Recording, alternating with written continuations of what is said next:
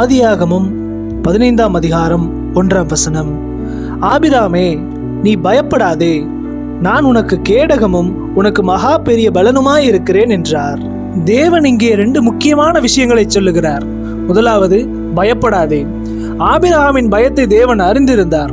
அதே போல இன்றும் நம்முடைய கவலைகளையும் பயத்தையும் தேவன் அறிந்திருக்கிறார். இரண்டாவது, நான் உனக்கு கேடகமும் மகா பெரிய பலனுமாய் இருக்கிறேன் என்கிறார். ஒரு கேடகம் எப்படி ஒரு போர் வீரனை அம்புகளிலிருந்து பாதுகாக்கிறதோ அதே போல நம்மை சூழ்ந்திருக்கும் ஆபத்துகளிலிருந்து தேவன் நம்மை காக்கின்றார்.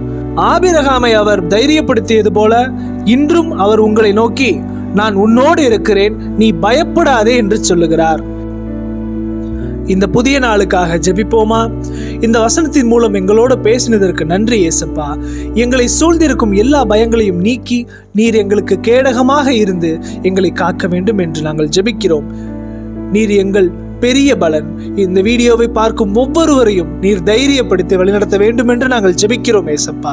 இன்று பிறந்த நாள், திருமண நாள் காண்கின்ற உமது பிள்ளைகளை உமது கரத்துல ஒப்பு கொடுக்கிறோம். நீரே அவர்களை ஆசீர்வதித்து பலப்படுத்துவீராக. ஸ்கூல் காலேஜுக்கு செல்கிற பிள்ளைகளை உங்க கரத்துல ஒப்பு கொடுக்கிறோம்ப்பா.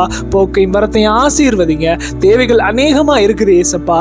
இயேசுவின் வல்ல நாமத்தில் தேவைகள் எல்லாம் சந்திக்கப்படுவதாக. கர்த்தாவே ஸ்தோத்திரம். ஜெபிக்க யார் யார் ஆயத்தப்படுகிறார்களோ அவர்கள் எல்லோரும் தகப்பனே உமது பாதத்தண்டையில் அமர்ந்து ஜெபிக்க நீர் அவர்களுக்கு கிருபை பாராட்டுங்க. ஏற்ற பலத்தையும் தைரியத்தையும் தேவன் நீர் தர வேண்டுமாய் ஜெபிக்கிறோம். முற்றிலுமாய் உமது கரத்தில் ஒப்பு கொடுக்கிறோம்ப்பா. நீரே பேராய் அவர்களை ஆசீர்வதிப்பீராக. மீட்பரும் அருமை இரட்சகருமாகிய இயேசுவின் வழியாய் ஜெபிக்கிறோம் எங்கள் ஜீவனுள்ள நல்ல பிதாவே, ஆமேன்.